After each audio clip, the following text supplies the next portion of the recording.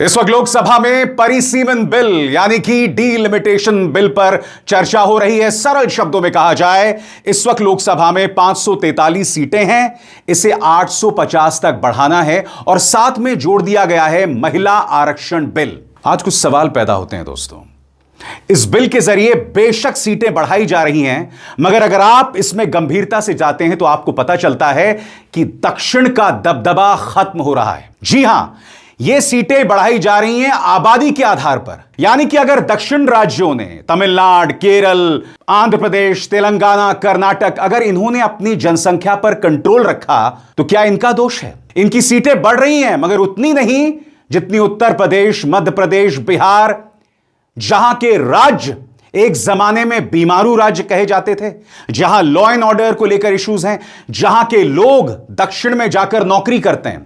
मगर मुद्दा वो नहीं है। हर बार की तरह इस सरकार का अहंकार एक बार फिर सामने आ रहा है और मैं आपको बताता हूं कैसे। आप इतनी बड़ी चर्चा कर रहे हैं मगर आपने अभी तक स्टेक होल्डर्स से चर्चा तक नहीं की। यही काम याद कीजिएगा किसान बिल को लेकर इन्होंने किया था।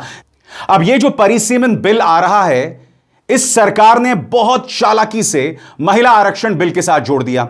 गोदी मीडिया चिल्ला रहा है महिला आरक्षण बिल, महिला आरक्षण बिल। अरे भाई, वो तो 2023 में पारित हो गया था। इस सरकार की चालाकी है कि यह कहीं ना कहीं विपक्ष पर महिला विरोधी होने का आरोप लगाना चाहता है, तभी इन दोनों बिल्स को आपस में जोड़ दिया गया है।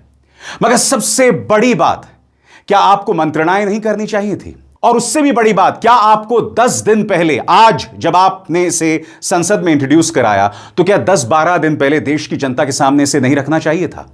देश की जनता से उनकी राय नहीं मांगनी चाहिए थी?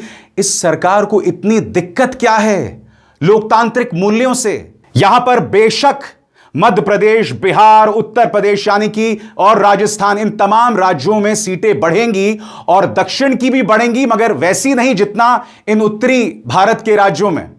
सबसे बड़ी बात, ऐसा इसलिए किया जा रहा है क्योंकि आप जानते हैं दोस्तों, दक्षिण भारत में भारतीय जनता पार्टी को नो एंट्री है। लिहाजा विपक्ष यह आरोप लगा रहा है कि वो दक्षिण भारत की राष्ट्रीय राजनीति में जो मौजूदगी है, उसका जो महत्व है, उसका जो वजूद है, वो खत्म करना चाहती है। विपक्ष हमलावर है। देश के गृह मंत्री अमित शाह खड़े होते हैं, उनसे सवाल पूछा जाता है कि आप इन तीनों बिलों पर एक साथ क्यों चर्चा कर रहे हैं, अलग अलग कीजिए ना। तर्क बहुत अजीबोगरीब देते हैं अमित शाह।